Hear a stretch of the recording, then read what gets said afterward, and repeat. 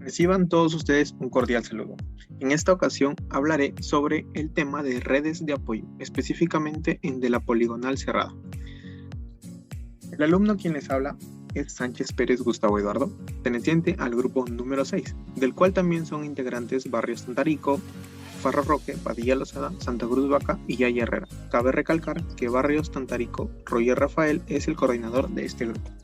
Este tema pertenece a la experiencia curricular de topografía, en la cual es dictada por el docente Bocanegra Jacome Miguel Rolando. En práctica calificada número 3, yo aporté con la introducción, en la cual doy a entender que en el presente trabajo daremos a conocer sobre las redes de apoyo, poligonal cerrada.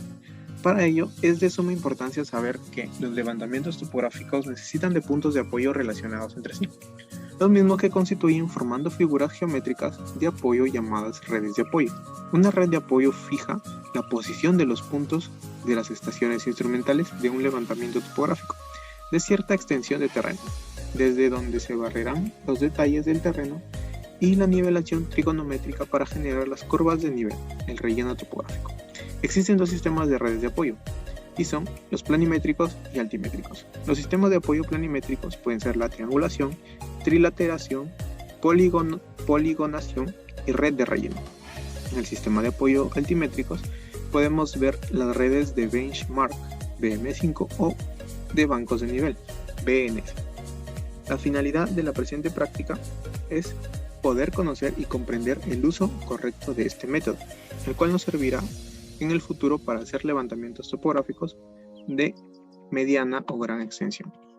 Ahora, dentro de esta práctica calificada número 3, en grupo, tuvimos que desarrollar nuestra propia poligonal cerrada, la cual la hicimos en base a los datos otorgados por el docente. De forma grupal, analizamos los datos otorgados por el docente y hallamos los ángulos internos y azimut corregidos que nos servirán para la corrección del polígono cerrado. Como primer paso, debemos calcular el error angular y compensación angular. En este caso, el error angular se toma en cuenta dos criterios: la sumatoria de ángulos internos igual a 180 por n-2 y la sumatoria de ángulos externos igual a 180 por n-2. En este caso, utilizaremos la sumatoria de ángulos internos, que va a ser igual a 180 por 10-2, ya que son los puntos que tenemos, ¿no? Tenemos desde el punto A hasta el punto J, son 10 puntos. 10-2 nos queda 8 por 180 nos da un total de 1440 grados. Esa es la sumatoria de ángulos internos. Y el error angular es de 8 grados. Perdón, de 8 segundos.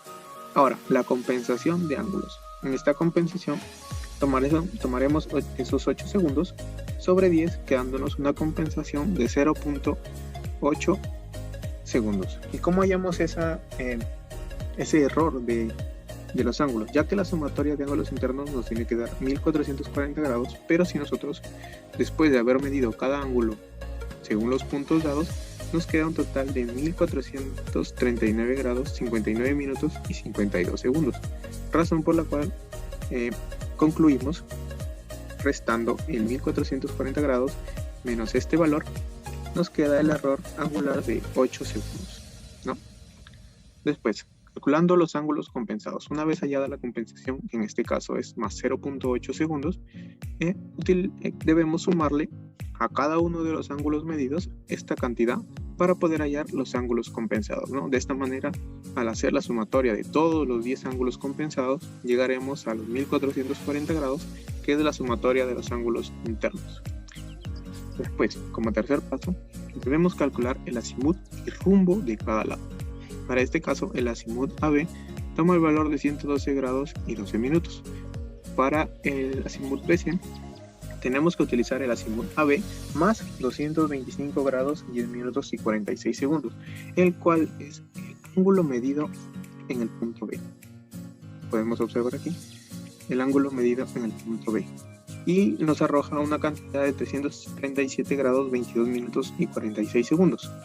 En estos casos, cuando el ángulo es mayor a 180 grados, se le debe restar 180 grados y así hallaremos el azimut, ¿no? Después, para el azimut CD, también debemos utilizar el azimut BC y sumarle el ángulo el ángulo medido en punto C. Y así sucesivamente con todos los azimuts. Siempre debemos tener en cuenta que, por ejemplo, para el azimut D debemos utilizar el azimut CD, para el azimut EF el azimut DE, y así sucesivamente. Y también no debemos olvidar que cuando los ángulos que nos arroja esta suma son mayores a 180, debemos restarle 180 grados. Y cuando son menores a 180, como es el caso del azimut FG, debemos sumarle 180 grados. Una vez calculados todos los azimuts, pasamos a calcular el rumbo. En este caso, el rumbo AB, BC, CD y DE, por ser ángulos menores a 180, se le debe restar el 180 menos el ángulo que obtuvimos en el azimut. Como vemos en el caso de AB, 180 grados menos 112 grados, 12 minutos y 0 segundos. Todos estos en el caso de que el ángulo, el azimut, sea menor a 180. En el caso del EF, al ser un ángulo mucho menor a los ángulos obtenidos anteriormente, se queda tal y como está.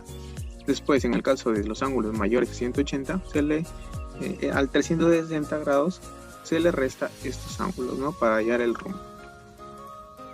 Luego de ello, debemos calcular los errores en los ejes norte y este. Cabe recalcar que el eje norte es el eje Y y el eje este es el eje X. ¿No? Ya tenemos en este cuadro los lados A, B, B, C, C, D hasta el lado IJ, en el cual obtuvimos los azimut, el rumbo, la distancia en metros, y ahora debemos hallar lo que son los errores en los ejes, ¿no? En el primer caso debemos utilizar la fórmula de la variación de X, que es igual a la distancia por el seno del azimut. En este caso sería, en la variación de X sería igual a la distancia, es decir, 432.77 por el seno de 112 grados y 12 minutos y 0 segundos, lo cual nos arroja 400.689. Esto con todos los lados. Y en el norte es casi similar, pero la variación de Y es igual a la distancia por el coseno del azimut. Una vez hecho esto, obtuvimos una sumatoria. En el caso de las distancias, la sumatoria de todas las distancias nos arroja lo que es el perímetro. Un perímetro de 5.861.42. Y en el caso de la sumatoria de todos los errores en el eje este, nos arroja un error X igual a 0.56. Y en el caso del eje norte nos arroja un error E sub Y igual a 0.207. Ahora, con estos datos vamos a calcular el error lineal y error relativo. Para el error de cierre lineal debemos utilizar la fórmula que el error de cierre lineal es igual a la raíz cuadrada del error X, o el error en el eje este, al cuadrado, más el error Y, o el error en el eje norte, al cuadrado. Reemplazando los valores obtenidos en el cuadro anterior, nos queda que el error de cierre lineal es igual a 0.597. Luego, con ese valor pasaremos a la fórmula del error relativo, el cual es igual a 1 sobre el perímetro de toda la figura sobre el error de cierre lineal, quedándonos así 1 sobre 5.861.42 entre 0.597. Al final, el error relativo nos queda expresado como 1 sobre 9.818.123, el cual es menor a 1 sobre 10.000. Para entender esto debemos tener siempre presente que las tolerancias para los trabajos de levantamientos topográficos están dados en tres formas. El primero es 1 sobre 5.000 en levantamientos en zonas rurales, 1 sobre 7.000 en levantamientos en zonas suburbanas y 1 sobre 10.000 en levantamientos en zonas urbanas. En este caso estamos frente a un levantamiento en zonas urbanas. Después de ello debemos calcular las coordenadas absolutas m, para lo cual primero debemos hallar la compensación de errores lineales. La compensación del error lineal en X es igual a menos el error X, es decir, el error en el eje este, sobre el perímetro por L, quedándonos así el C sub X igual a menos 9.55400 por 10 a la menos 5 por L, y el C sub Y igual al negativo del error en Y, es decir, el error en el eje norte sobre el perímetro por L, quedándonos así el C sub Y igual a menos 3.53 157 por 10 a la menos 5 por L. ¿No? Después de ello tenemos aquí el lado con sus distancias, el perímetro en la parte inferior, y cada uno de estos es su compensación de error lineal en el eje X y en el eje Y. Ahora, una vez hallada la compensación, procederemos a obtener las coordenadas parciales compensadas, ¿no? En este caso ya compensamos los errores lineales para el eje X y el eje Y las coordenadas parciales compensadas, ¿no? En este caso, para poder hallar las coordenadas parciales compensadas en este, debemos restar este 400.689 menos el 0.041. Después el siguiente con el menos 0.038, así sucesivamente hasta el último. Y para el caso del norte es lo mismo. Tenemos que a este menos 163.518 restarle el 0.015 y así sucesivamente hasta el final. Ahora, como paso final, debemos plasmar lo que es nuestra poligonal cerrada en el programa de AutoCAD. En este caso son 10 puntos A, B, C, D, E, F, G, H, I y J, en el cual si hacemos un zoom podemos darnos cuenta que, por ejemplo, la distancia de I a J es de 117.44, la distancia de JA es de 529.78 y el ángulo que forman IJA es de 117 grados 30 minutos y 31 segundos. Después, por ejemplo, la distancia de I a J es de 538.56, de H a G es de 804.39 y el ángulo que forma HIJ es 110 grados 21 minutos y 31 segundos.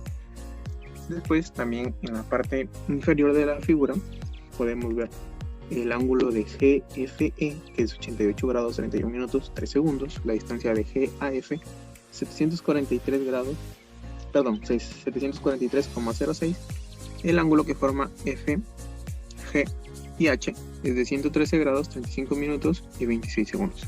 Después la distancia de DAC 615.17 y el ángulo que forma DCIB es de 128 grados 22 minutos y 16 segundos. Y así hicimos el trabajo de la poligonal cerrada. Muchas gracias.